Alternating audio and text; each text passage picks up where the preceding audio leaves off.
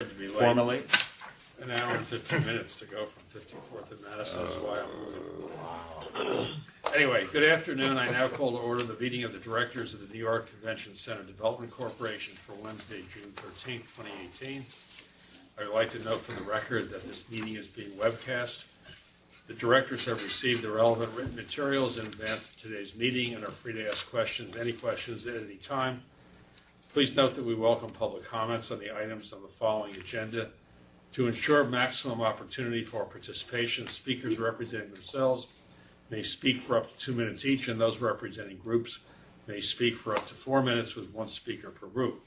Speakers' comments may address only the items considered at today's meeting.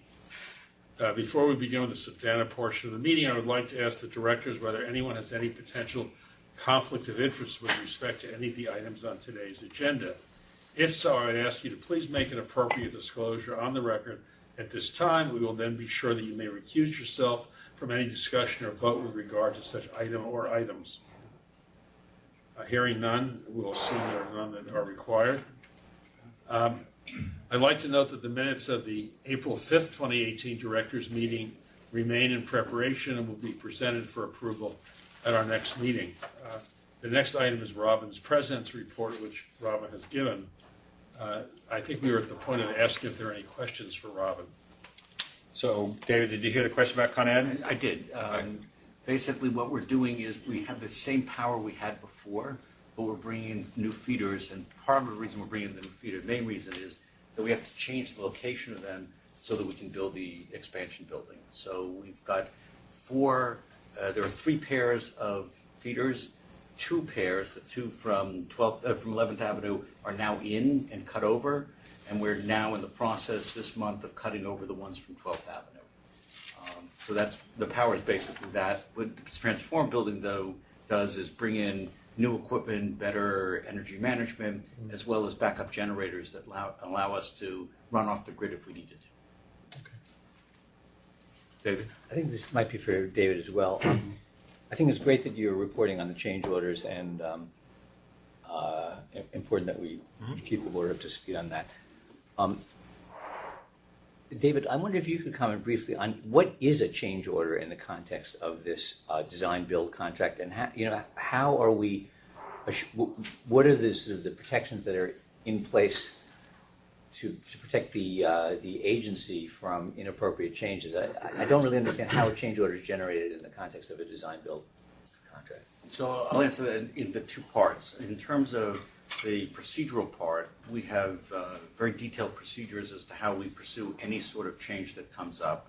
And that includes coming back to the agency. We do independent reviews of costing, and there's a very detailed process that we follow. So I feel very comfortable that there's a check and balance that happens. In addition, we meet regularly with CCOC and CCDC to make sure that there is, again, internal checks and balances as well as just good communication as to what's needed. And on that point, is there a moment at which some council reviews the proposed change order to determine whether it is in fact within the scope of the contract, or is that not something that's done in a design-build contract? We use council regularly. We have meetings almost every other week with inside and outside council, reviewing any claims. If there are issues, we go back to we always start with the contract and the program requirements. And I would say that the changes that happen can fall in a couple of buckets. Some are the changes that are an ambiguity in the program requirements as thick as the book was. There's natural things that come up. Other instances are things that might have been missed in the first instance. And again, a very thorough job was done by the folks who put together the binder and the rest. We're talking about relatively small changes, and some of the changes are now understanding the building better. So, for example, one of the credits that was taken, probably the blatant focus, was that we had a balcony at one point. And Alan and CCOC said, that's not really adding much to the process. The doors are going to be open. It's going to be a trap for papers and things. We don't really want that.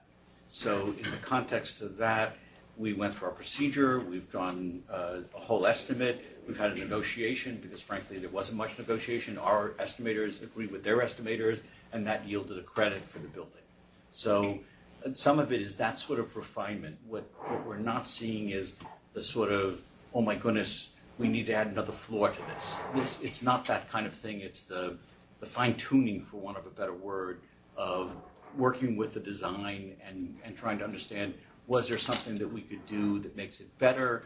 But we're within procedures, and nothing has been large that I can think of at the moment. Is that okay? Thank you. Any other questions on the President's report? All right, thank you, Robin. Continuing with the agenda, Robin will now request authorization for the corporation to amend its contract with Javits 2 Architecture, LLC, for construction administration services. Thank you, Henry. J2A has provided architectural and engineering services to CCDC for over a decade now, as described in your materials. They are at this point primarily Epstein and Sons, which have provided an enormous amount of input over the years. They worked on the original expansion plan. They assisted CCDC through the renovation. They assisted CCDC through the recent procurement, which resulted in Lindley's Turner being awarded the design-build contract. They obviously continue to have an enormous amount of project-specific knowledge that is very useful to us. It's important that the board recognize that they were procured originally through a competitive bidding process, and currently they still continue to provide two services, as also described in your materials. In connection with the transformer building, they remain the architect of record. Remember that the transformer building is the traditional design build where the owner has the architect, so J2A is our contractor for purpose of the transformer building, and they assist us in interpreting the drawings and specifications which they put together, and having a back and forth with Tishman as the construction manager at risk in building. And so they've been very helpful in interpreting the design blueprints and in having the same kind of conversations that David just described with Tishman and Seymour in connection with the transformer building, where there are interpretations or ambiguities in the designs and specifications that J2A put together. They assist us in having those conversations with Tishman as Seymour. That's the first thing they're doing in connection with the transformer building. The second thing they are doing is in connection with the expansion project, which of course is a design build where Lindley's Turner has hired its own architect, so we are not responsible for the plans being put together by the Lindley's Turner team, but we have J2A to assist CCDC and our owner's representative in terms of just interpreting the program requirements that were created, so that when Lindley's Turner's architect TVS comes up with a design proposal, we of course do a cross-check to verify that we believe that the design suggestions being floated by TVS are consistent with the program requirements and the project that we ultimately expect to be built. So those are two important things that J2A continues to do for us. That contract, the CCDC contract with J2A, expires at the end of this month. There was considerable discussion back and forth with J2A and its sub-consultants and with CCDC and with the project manager over the type and the extent of the continuing work that we needed, as I just described to you. And we do need that continuing work through the end of the project. So staff is recommending that the J2A contract be extended through March of 2021, the scheduled project completion date, for an additional $3 million. The funding is set forth in the current budget and will be provided from existing bond proceeds. I'd be happy to answer any questions. Can you explain to me how this $3 million is going to be spent? Is this going to be billed on an hourly basis? Is it on a percentage of completion? How do we get to this number? It's going to be billed essentially on an hourly basis through what we believe will be the conclusion of the work, time and materials. So how do we arrive at $3 million? there's a fairly substantial 11 by 17 spreadsheet which projects the staff dedicated, the projected hours based on work that they've done over the past few years, times the rate, which actually is not changing. Just to be clear, the rate is not changing. I can back up to tell you that largely in connection with the transformer, J2A has a dedicated staff person that works hand in glove with CMAR to make sure that, again, that the blueprints or the design that J2A has created for the transformer building are being translated into the physical reality of the project that we expect to have. And that really, that's day-to-day, week-to-week work. We actually, in this room, every Wednesday, usually in this room, we have a meeting with CMAR, starts at 9 o'clock, at which J2A is present, and we go through all the details of making sure that the work is being coordinated to the design as created by J2A. And so, David, so as you suggest, to the extent that if for some reason over the course of the next year or two there is less time expended, we would expect less of an expenditure. Has this contract ever been audited? I don't know the answer to that. Not to my knowledge. I don't know if anybody else. Throughout the part of our external audit, when they look at everything. I don't know whether, Kathleen, you could probably speak to that better than I. The corporation, Empire State Development, is audited annually. I mean, has the contract have the expenditure? This contract has obviously grown from $45 million to now $119 million. I don't think we have a whole lot of choice about who we're going to use here. But on the other hand, I think we do have the obligation to make sure that the money is actually being spent for things that we need, and that we're not spending more money than we have to. And I just wonder if anybody's if the contract itself has ever been audited. Look, it's not. I'll leave the auditing question to financial people, but this is not a blank check that's there. We sit in, again, as Robin said, in this room, and we manage the work as a group, and so there's not a feather bedding situation that's happening. We have people come in. You have to remember that the transform building, we're building a machine. It looks like a small element. Look at how giant this building is and how complicated. There are going to be issues, even in the world of BIM, where we've done all this work with connections and the rest. There are topics that come up, and we need fast answers. So the contract administration part of this is actually quite active. And so having Paul, one of the people on premise, to make sure that anything that comes up gets shepherded through the organization has been very helpful. So if it's something where we're seeing that level of help is not needed, we can ratchet it back, and we have that right to do that.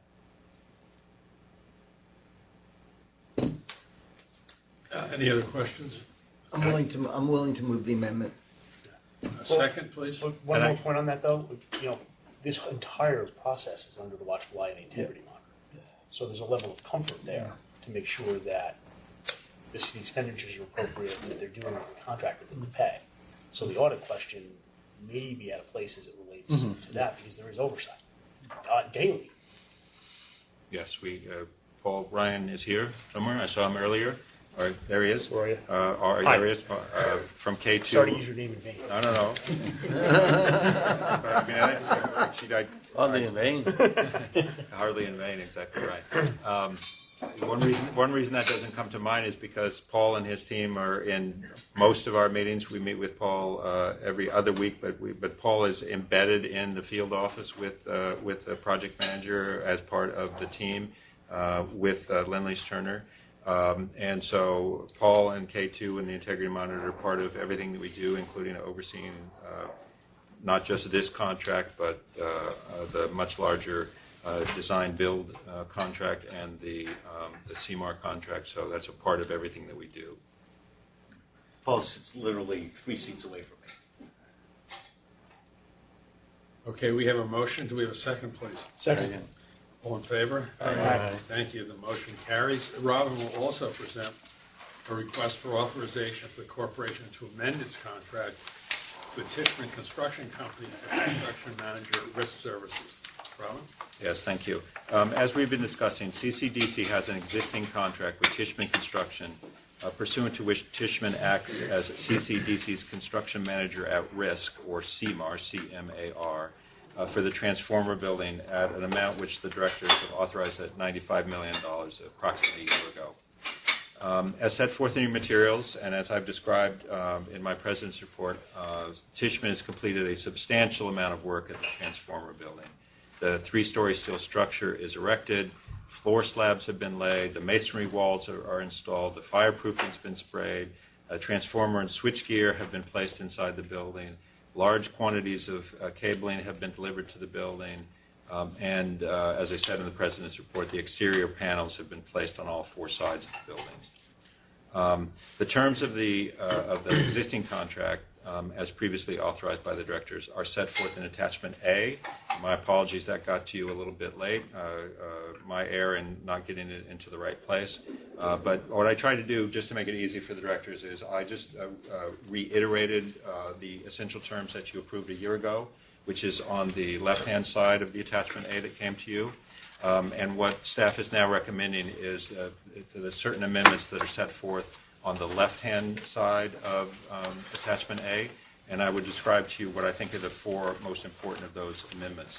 The first, as was contemplated in the contract that the directors authorized a year ago, is the setting of the guaranteed maximum price. Pursuant to an agreed formula that would be set at just over $93.5 million, which has been the projected range, which led to the authorization of 95 a year ago. Number two, we've added an owner's contingency, which did not exist before. We think that's prudent protection against field and program changes as the construction progresses. Number three, the materials, there are some issues outstanding between CCDC and Tishman and CMAR, which would be resolved within the context of the GMP and the owner's contingency. And finally, then, the project conclusion, as I indicated earlier, the initial July 1st date for conclusion would be bifurcated into what we're calling Phase 1, which is the energizing of the building, which would actually happen before July 1 of next year, and then Phase 2, which is the emergency generator capacity, which would be finished closer to the end of 2019. Those are the four major amendments that are being recommended. Again, I call to the board's attention that Tishman was competitively procured to perform this work just a couple of years ago and has completed substantial work on the project. The scope of the work, just to be clear, is not changing. They're finishing the construction that they began. And like with J2A, replacing Tishman at this point would be detrimental from both a cost and a schedule perspective. Therefore, the directors are being requested to authorize the amendments to the existing CMAR contract, which are set forth in the terms in your materials. Any questions or comments from the directors? If not, we'll entertain a motion for approval, please. I'll move the amendment, please. Second? Second. All in favor? Aye. Thank you. The motion carries.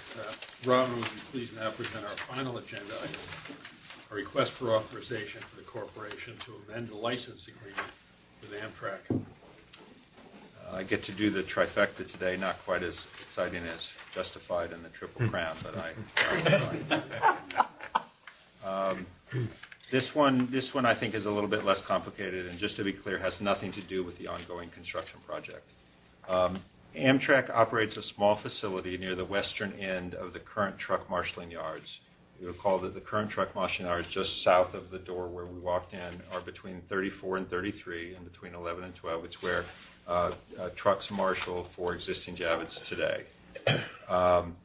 CCDC owns the property, CCOC uses the property, and collectively we previously entered into a revocable license with Amtrak to permit them to drive a truck or vehicles through to service that facility that they have, which is towards the eastern end of the truck marshaling yard.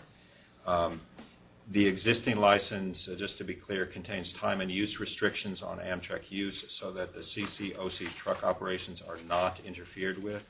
There is no financial obligation on behalf of either CCDC or CCOC, and Amtrak is fully indemnifying both CCDC and CCOC. The current license expires at the end of the month. and the directors are being asked to extend the term of the license for 1 more year, but also to allow for an automatic renewal of the license from year to year, so we don't have to bring this to the board on repeated occasion.